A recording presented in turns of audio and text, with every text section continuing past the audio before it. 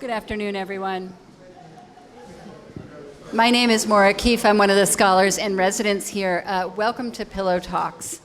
These talks happen on weekend afternoons, and coming next week, this is our commercial for next week, two exciting exhibition talks. One is related to the Williams College Museum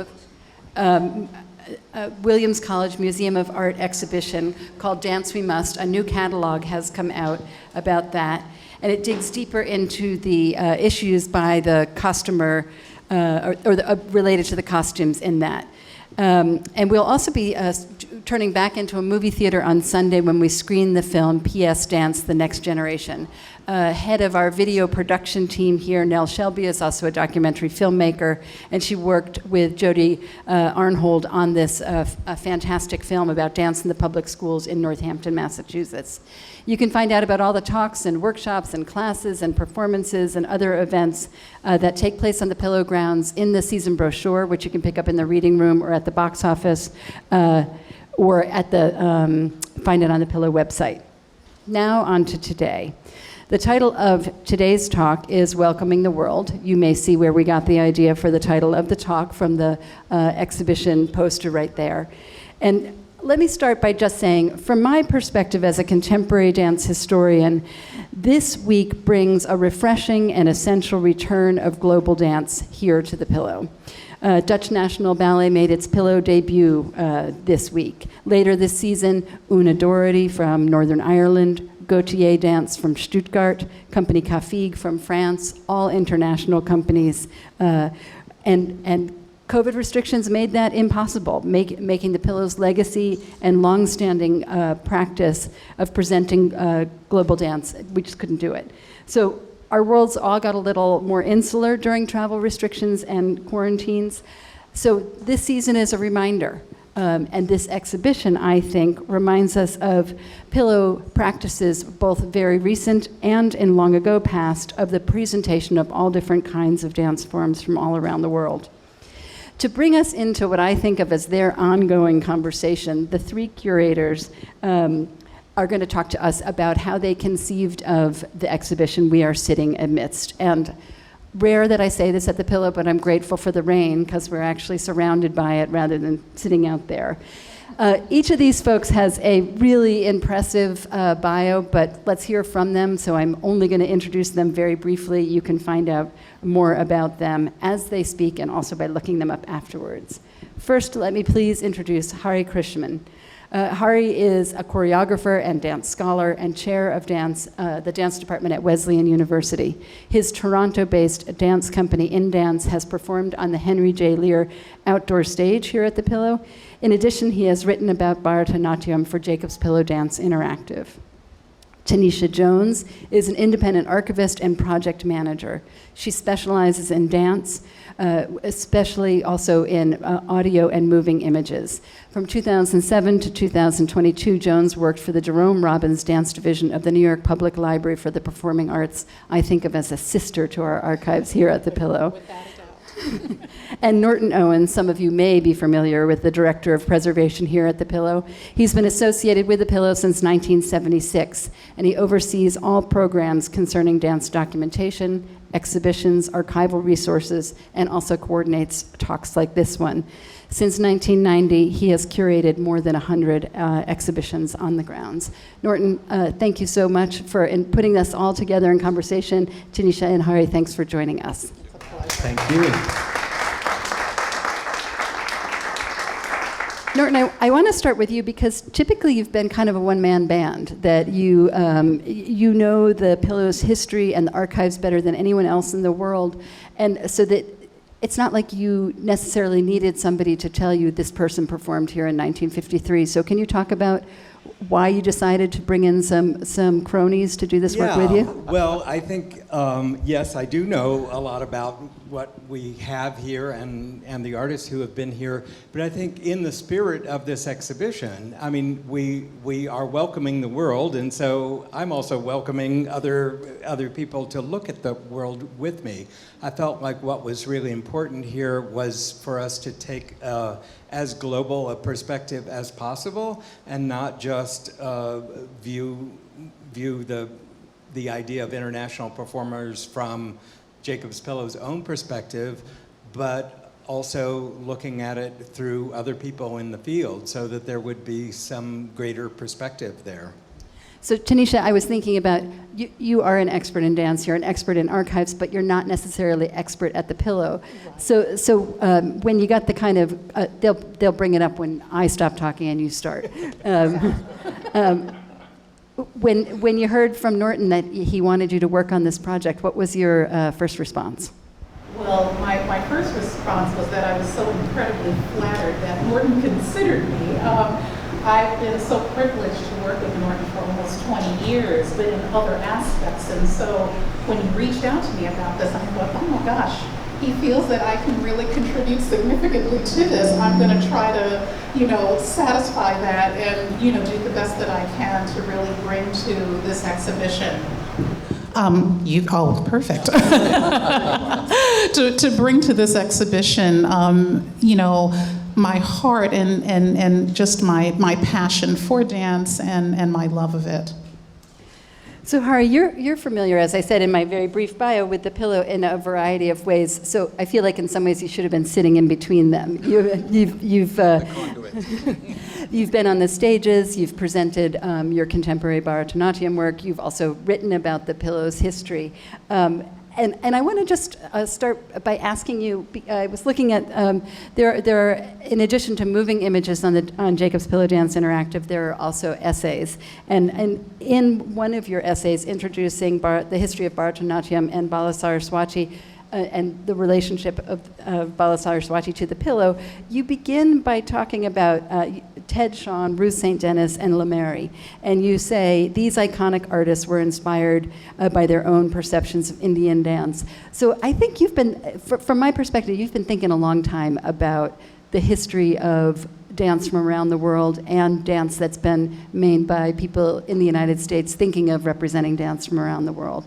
Could you say something about how you responded when Norton reached out to you? Sure. I mean, first of all, thank you for inviting me. I was absolutely gobsmacked when Norton had invited me to be in conversation and to envision a really important value system in terms of how I see dance and where I see dance in 2023. And Jacob's Pillow for me represents a kind of watershed moment now in terms of excellence, historicity, and also binding these worlds together to create this amazing sense of what it means to be a global, close-knit community.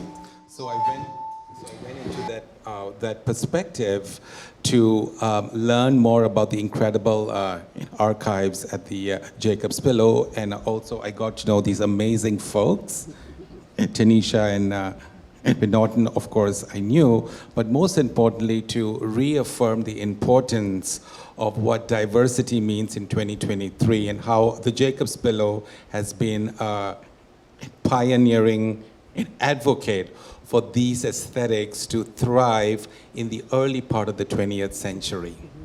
So, I mean, one of the things that I think, because we're seeing the end result, because we're seeing the end result, we're not necessarily seeing all the labor that went into your conversations. And I want to just say this anecdote. So I'm backstage before the post-performance discussion with Dutch National Ballet, and I'm talking to Joseph Massarelli, member of Dutch National Ballet, his dream company. He's from Chicago. He takes ballet class taught in French in Amsterdam every day by Russian teachers. His Dutch is not doing as well as he hoped. And I say this story because I was thinking in some ways he is the kind of the embodiment of some of the challenging way of thinking about where dancers come from, what dance forms they do, and how they might connect or migrate. And so I wonder if you could talk about how you landed on maybe geography as an organizing principle. Well, I guess I would say that, how else would you do it in a sense? Because we wanted to be as all-inclusive as possible. We did leave out Antarctica because we haven't yet had a company from there. But just about every other region of the world we wanted to make sure was covered, and the delight of that was realizing that the rest of the world really was covered.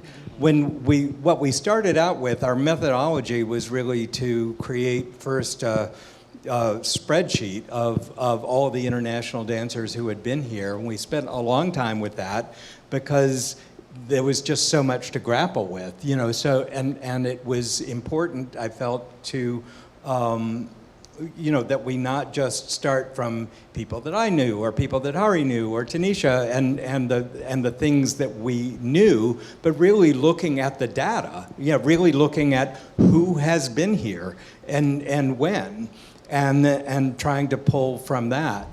So you purposely, it sounds like you're saying you didn't want to start with you wanted to start sort of with the unknown or the exhaustive list. Absolutely. And do you remember conversations where you sort of were like, well, let's not do it by geography, let's do it by dance forms? That's actually an interesting question, Mara. I do have a memory where we briefly had considered going to focus on another methodology, but ultimately fell back on, regions of the world because, as Norton, put it, it seemed to be the most effective and appropriate way to represent, the artistry that has, graced the Pillow stages over the decades. And, for Hari, myself, and Norton, we have really worked very hard to try to respectfully, responsibly, and as accurately as possible identify, where people came from, and, if, an artist, immigrated to another country, they of course embodied their own cultural heritage and, potentially, embedded that in their work. And we wanted that to be reflected in the narrative of the exhibition. Go ahead, Hari. No, I was just going to say that just to reaffirm what you said, Tanisha, is also adding more perspective in terms of what globalization means in 2023. I come back to the contemporary because it's very important to really dig deep into the complex, ingenious visioning of Ted Shawn in the early part of 20th century when he brought these amazing, iconic dance artists here. So we talked about welcoming the world in terms of the geography, but we also talked about possibly redistributing it according to dance styles. So lots of back and forth went into that envisioning of what you see here, finally. And I think one of the things that I love about, seeing how it all came together is that you see, even though it is divided geographically to some extent, you also see how there are cross currents going, sort of bouncing around the room, and particularly, I would say, in the most extreme way, in the wall behind us, which represents the Americas, and proudly includes almost every other region of the world within that, because of the artists from elsewhere who are practicing their cultures within the boundaries of North or South America. So I actually am curious to hear a little bit of the Zoom arguments that I'm imagining maybe happened of exactly that how did you arrive at an agreement that you didn't have to tie people to the countries that maybe we would have expected the dance forms to be from, or the birthplace of the performer themselves? So full disclosure, there were no arguments. It was pure, unabashed love fest. Am I right? You are absolutely right, Hari. But I will say, as one example, though, I took a cue from Hari in terms of, because in his essay, one of his essays on Indian dance on the Pillow website, he takes pains to highlight Nala Najan, who is on the India wall over there, the bottom far right, with the sort of shadows of trees around him. He's wearing a mask. If you think, boy, what a strange looking person, he is wearing a mask.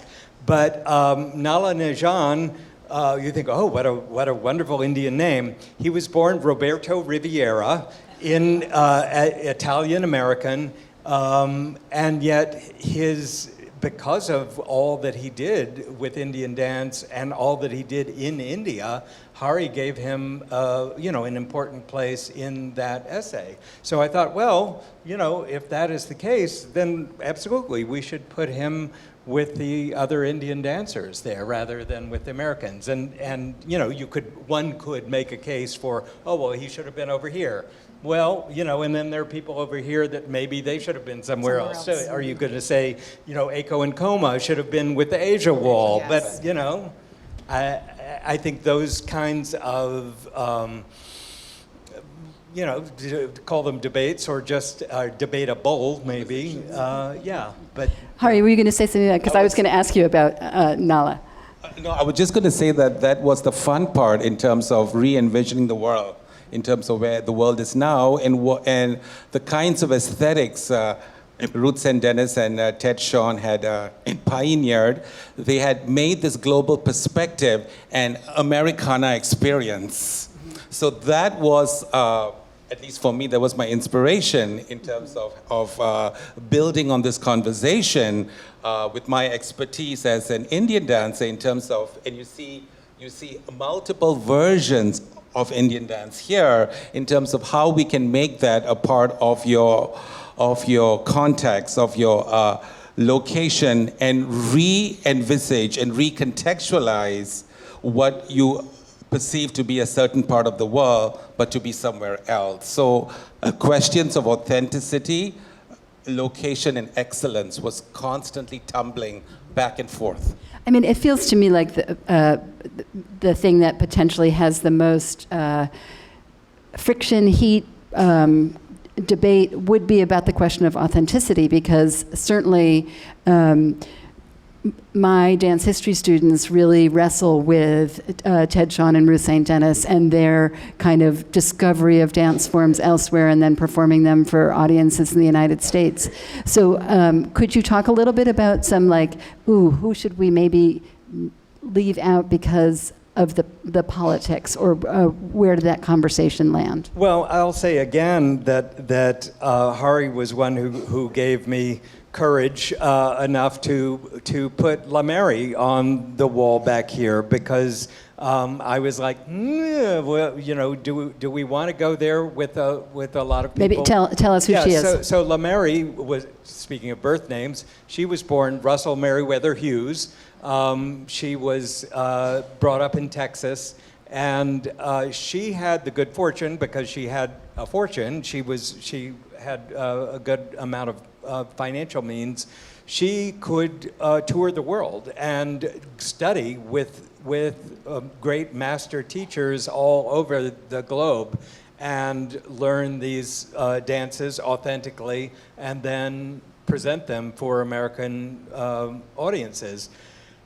But that is, a kind of authenticity that people are suspect of now. The fact that, well, that's not her culture.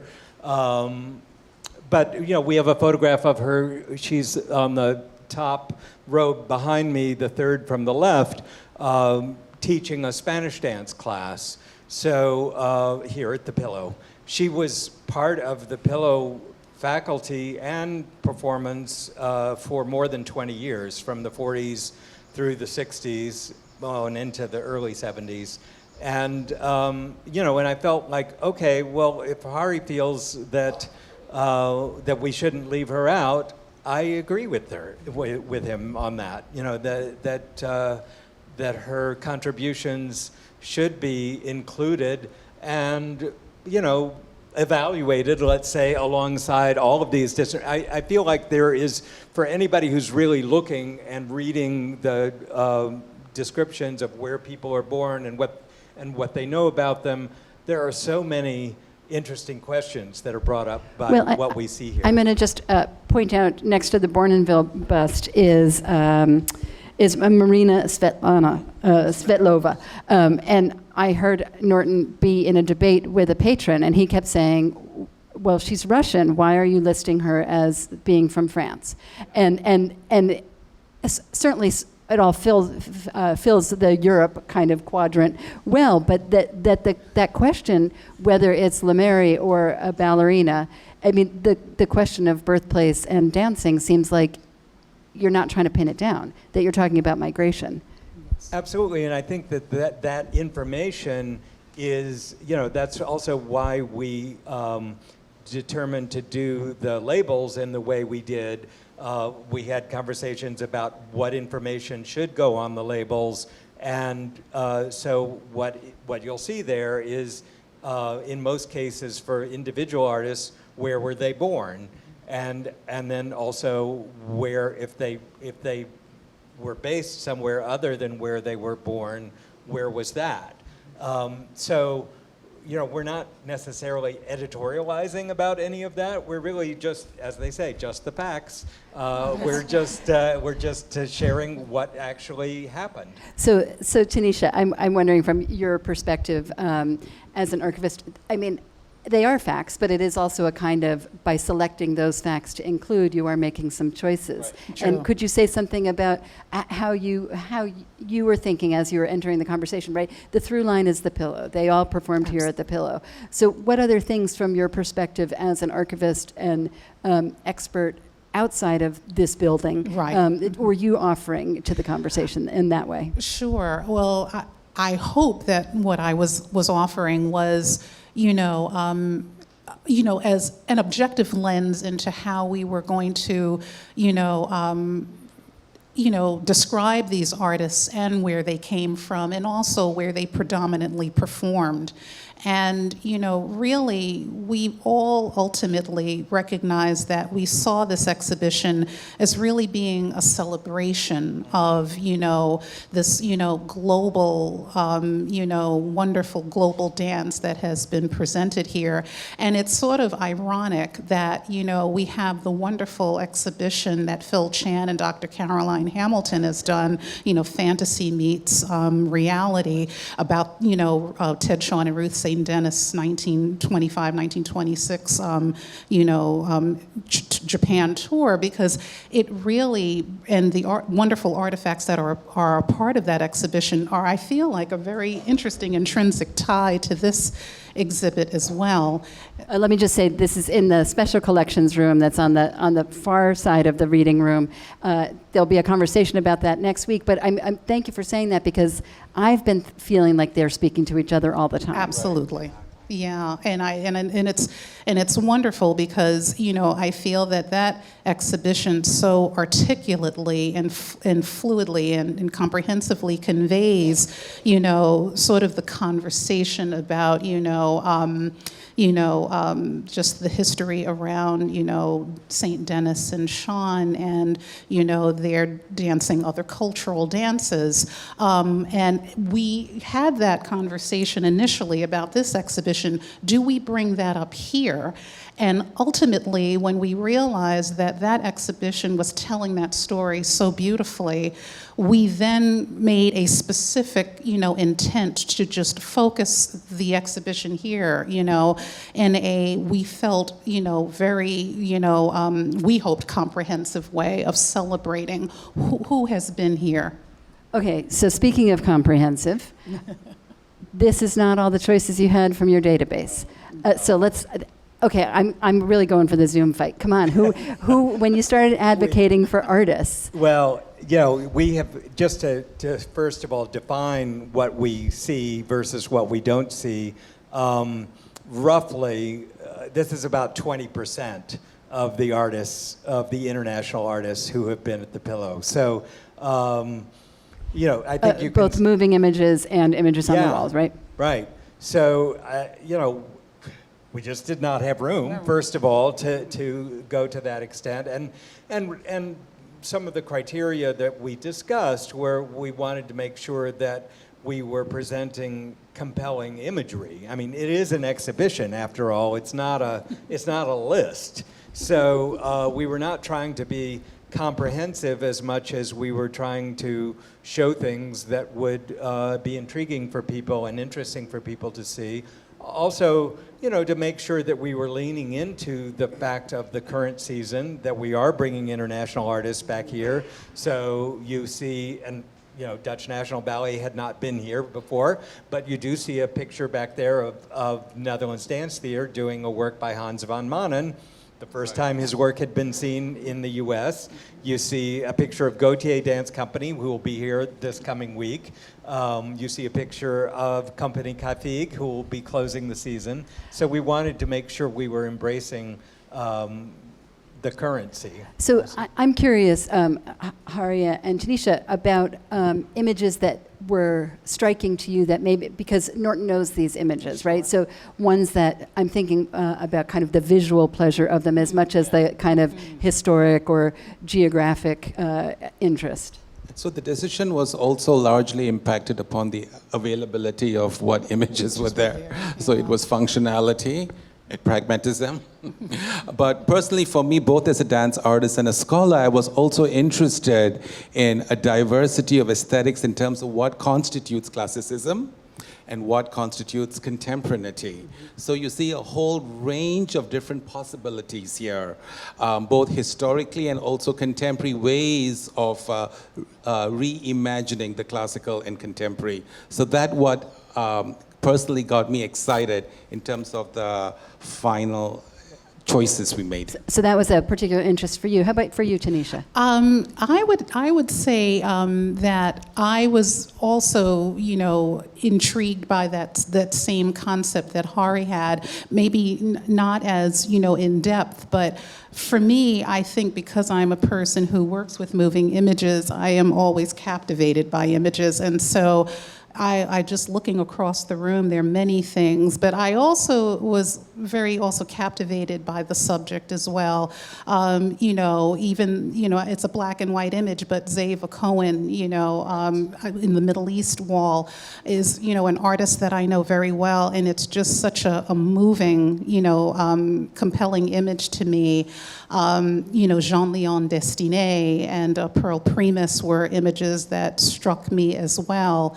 And I was just, but I was really also, as Hari said, taken by, the diversity of, the range of years that are represented, from contemporary to, the past. And, and it's just, I feel so very well reflected. Well, I think one of the things that Tanisha is mentioning too, many of her examples here are the black and white images. Right. And we talked about how, how those should be represented in addition to the color. Color is obviously more immediate and so forth, but there's a great texture to be added by including so many black and white images that really tells the story in a graphic way of the time period that we're looking at here.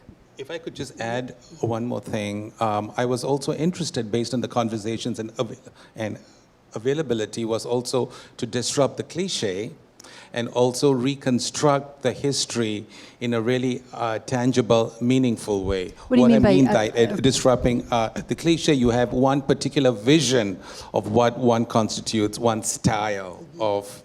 So I'm also interested in life experiences and what the unspoken histories and the stories which you don't know, which comes forth brimming in these images, queer dance experiences, for instance, queer ways of being, disrupting heteronormative ways of looking at movement and recontextualizing the solo dancing body and what it means to look at ensemble work in transformative ways. So a lot of deep thinking went into the final imagery, but also looking at the world in such an affectionate, loving way was, I think, the underlying rationale behind this exhibition. So Tanisha, you mentioned some kind of like all-stars of the dance canon, if we had such a thing, that you were feeling like, of course, Pearl Primus, and Norton, I imagine there were some people that you might say were of course for you. But I'm curious about the ones that surprised you. Like who landed on the wall that was a surprise for you or a discovery in sorting through the other 80% that didn't get included? What made something move forward? Well, I hadn't thought about it in that way, but it's really a great question. And this was actually a recommendation of mine, but looking at the wonderful images that we had to choose from, and I saw, this wonderful image of Kurt and Grace Groff, who had, been on the Pillow stages, in its early years, and I wanted to sort of champion, that particular image. So I don't know if we could necessarily say that was a surprise. It was something that I actually wanted to see on the wall. But it's true, I can't necessarily think of an artist or a company that really sort of took me by surprise, because I think the beauty of the history here is that there has been such a depth and breadth of artists that have come from around the world. I'm frankly sometimes not surprised to hear that they've been here, and so to have that representation, it's glorious, and it was rather expected.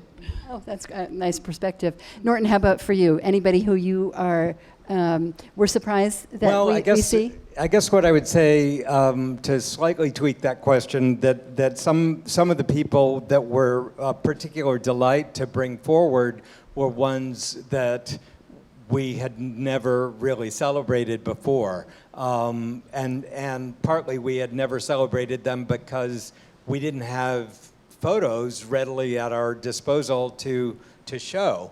We're lucky enough to have all of the negatives of John Van Lund, who photographed here from the 1940s until the 1990s.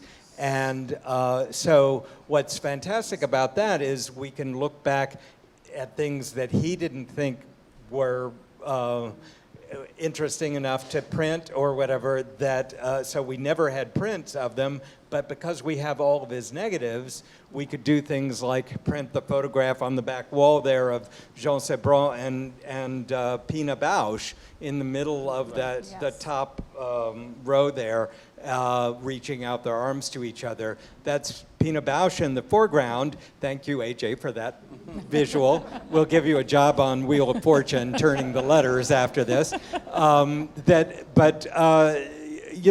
was, Pina Bausch came here as the partner of Jean Sebron. She did not have a name at all in 1968.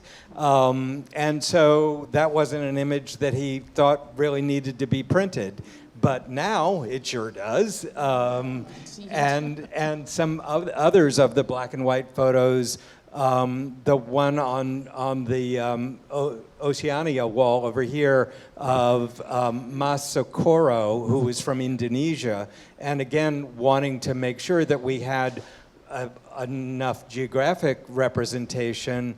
That's 1947 or 48, and had never been printed. So that's a real discovery to be able to share some of these images. One thing I have learned from this exhibition is the arbitrary, the blurring of race, ethnicity, and dance style attachment. Why I say that is I was thinking about the idea of how big the world is and how this exhibition, it reminds us how small we are in terms of how together and how much of a collective we are. When Pam had introduced the Dutch ballet as the curtains open, we saw two East Asian-looking dancers coming on stage. And they were so beautiful in terms of the complexity of dance and this kind of intensive the rigor involved in making excellence, at the same time talking about how dance, especially at the Jacob's Pillow, binds all of us in really transformative, cathartic ways.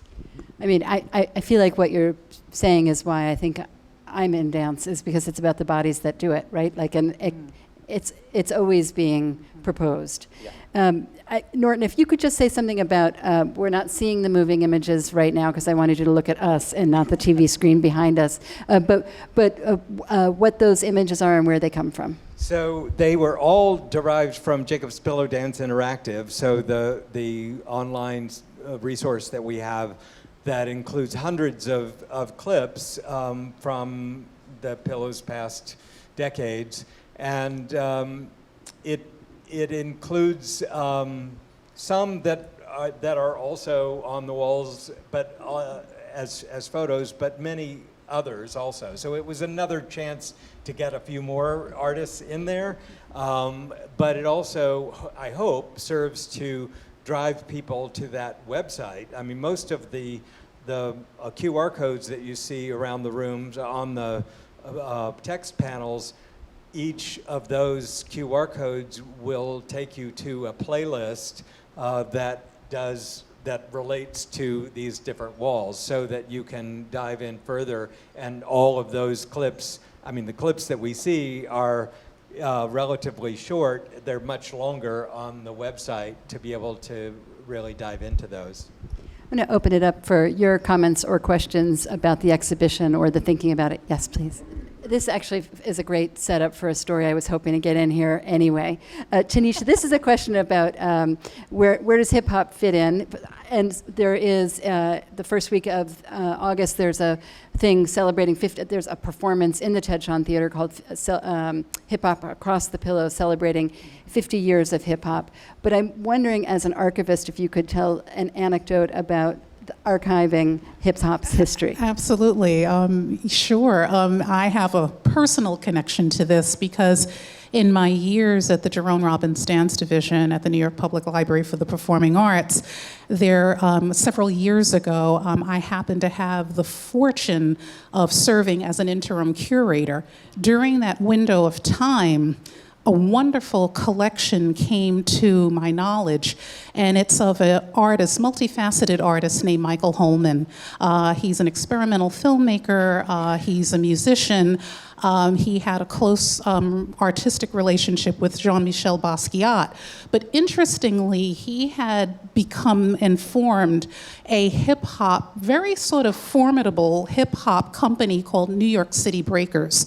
And they were very popular in the 1980s.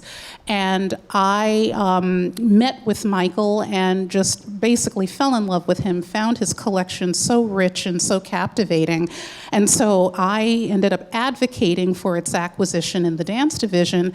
We did acquire it, and it became our first hip-hop, dance collection. And it's really been actively researched, since its acquisition in 2016. And, so I really appreciate your thinking about that art form in the lens of this exhibition. But again, the pillow being the pillow, hip-hop has been wonderfully, embraced here, and and artists from that genre have performed here. But it's wonderful to see hip-hop scholarship really just growing and growing. I have a wonderful colleague in the field. Her name is Martha Diaz, and she's a very renowned hip-hop educator and archivist, and she does tremendous work in the field. So we have Compagnie Cafig is on the back wall on the top row at the far right, and they will be here this summer. They're based in France, so I think also one of the things that tells us is that this art form, really born in the U.S., also travels around the world, and then ping pongs back to us in a wonderful way.